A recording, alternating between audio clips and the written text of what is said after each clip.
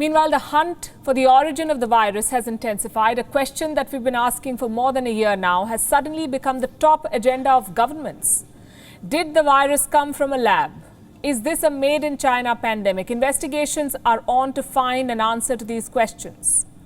Last week, US President Joe Biden ordered an investigation. Now, the British intelligence agencies say the lab leak theory is plausible. It's feasible, they've said. Plus, there are new studies that claim that they have new evidence. Here's the latest one. It's a 22-page paper, parts of which were reported by a British news website over the weekend. What does it say? It says the Wuhan virus has, quote-unquote, no credible natural ancestor. In other words, the Wuhan virus is not natural in its origins. How do we know that? Apparently, the virus shows characteristics that it was manipulated in a laboratory.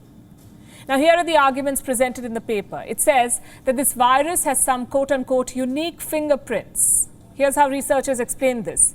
The virus has a backbone of a natural coronavirus, the kind of coronavirus found in Chinese caves. So the basic structure of the Wuhan virus is natural, but the rest of it is altered. The virus has been spliced onto a new spike.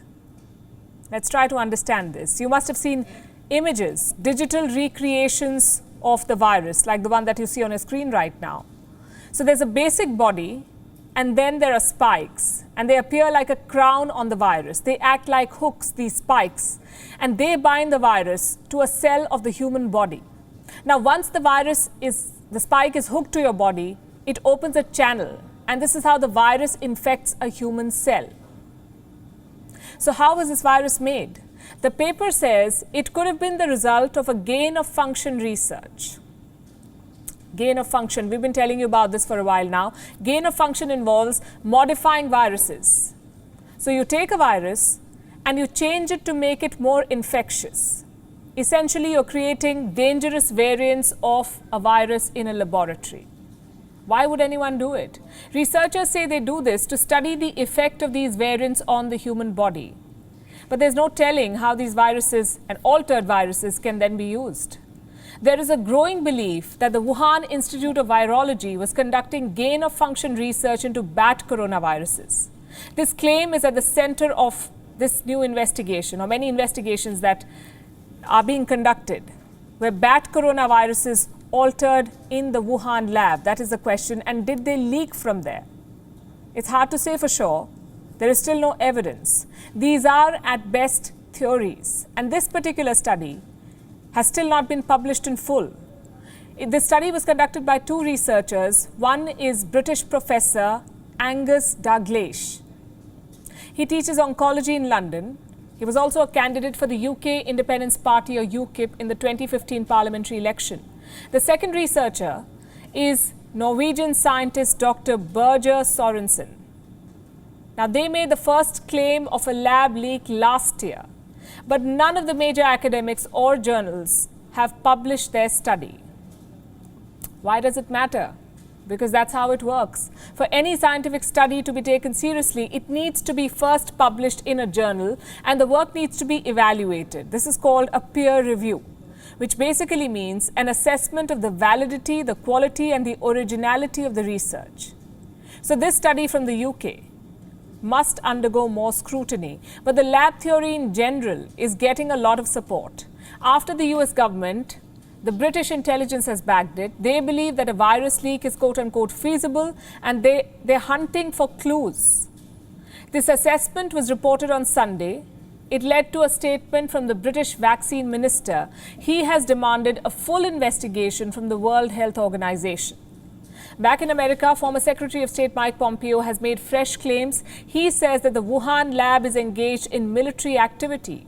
Of what kind? He did not say that, but Pompeo believes that researchers in the Wuhan laboratory are working on something for the People's Liberation Army, the Chinese army, and there is a connection between this pandemic, the Wuhan lab, and the Chinese military.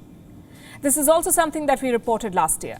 China's top military virologist was sent to Wuhan. She was apparently on a mission to, quote-unquote, understand the virus. Chen Wei was deployed to the Wuhan Institute of Virology, and reports say that Chen was there to develop treatments for patients. She later developed a vaccine too. The Chinese military has been taking a frontline role in medical research. Reports say that since 2015, the Chinese military has ramped up recruitment of scientists. Why does the PLA need scientists? It sees them as part of the strategy to modernize the military, as they put it. So Mike Pompeo's statement is significant. So are all the other assertions about the possibility of a lab leak.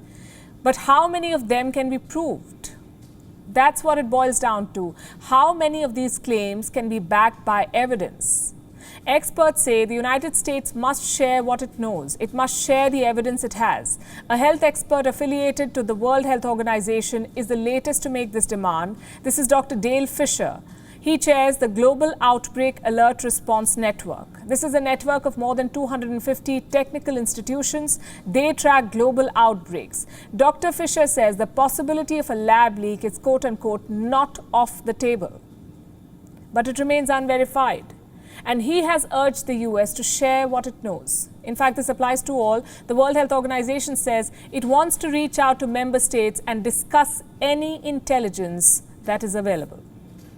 We will be reaching out to member states in the way we normally would in order to seek their guidance as to whether there is further expertise available that could join with this international effort, especially in the next phase, where more specialist studies may be needed in order to further elucidate the origins of the virus. America, Britain, WHO, independent researchers, they're all talking about the virus leaking from the Wuhan lab. The chorus has rattled China. It is relying on offense as the best form of defense. It is slinging mud, accusations and conspiracy theories on critics. Today, it called the growing demands for a probe a quote-unquote hidden political agenda.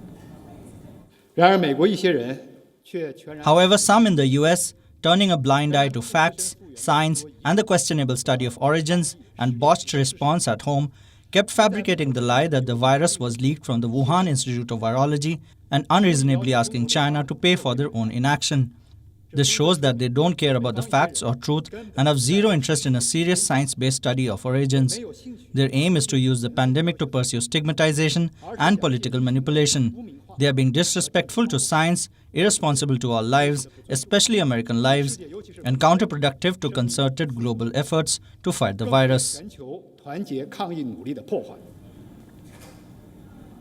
From victim to wolf, China has tried to play all, but the world continues to push for answers on the Wuhan lab. Last week, India joined the global push for a further investigation. This story, we say, has just begun.